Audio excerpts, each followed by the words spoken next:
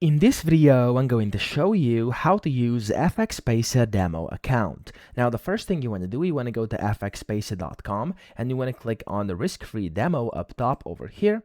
And then this is going to take you to a page where you can basically create your demo account by putting in your info, your platform, your account type you want to use, and then your phone number and some things over here as well. And then you want to click on submit and you'll get access to this portal over here on FXPesa. Now here, if in case it's not created automatically, when you go to dashboard, you can then create a new demo account by clicking create account next to demo accounts over here. And then you'll be able to select your platform, your account type, your currency, and then you'll have to confirm this with your password, which you'll receive onto your email upon the creation of your FXPesa account.